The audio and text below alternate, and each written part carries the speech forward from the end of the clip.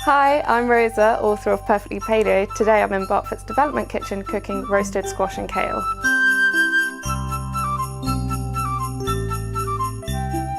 The first thing I'm going to do is cut my squash. I'm using an onion squash and a butternut squash. I like the two flavours together, and the onion squash is a bit softer when it cooks, so I cut down.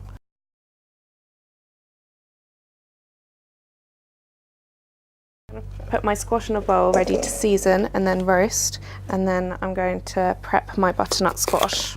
So I don't always peel my squash, I find it easier to chop the edges off.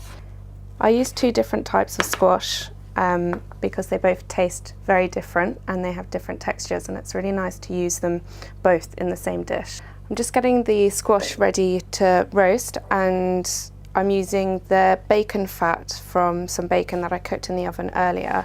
I'm using this instead of olive oil because it tastes really good, and also it's just a different flavour, and it combines the whole dish at the end really nicely.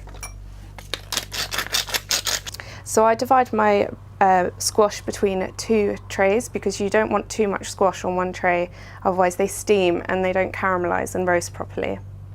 So now I'm going to roast these at 200 degrees for roughly 20 minutes, but I'll check on them after that time. So I've got pre-prepared kale. It goes really nicely with the butternut squash and adds a bit of crunch to the dish. And season it with salt and also some pepper before roasting it in the oven for about 5 minutes. So while the butternut squash and kale is finishing cooking, I'm going to prep my bacon by just chopping it.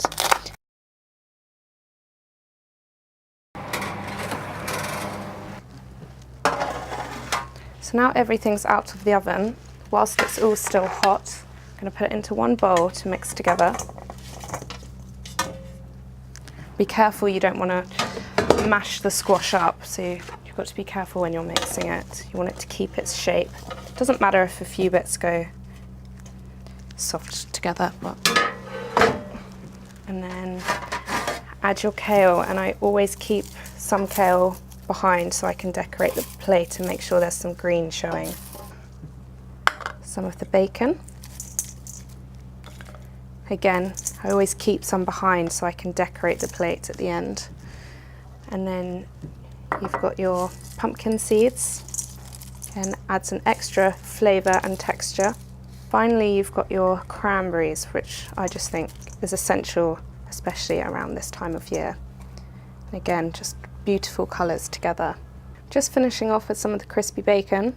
This is a great alternative for this Christmas, and I hope you enjoy my festive squash and kale side dish.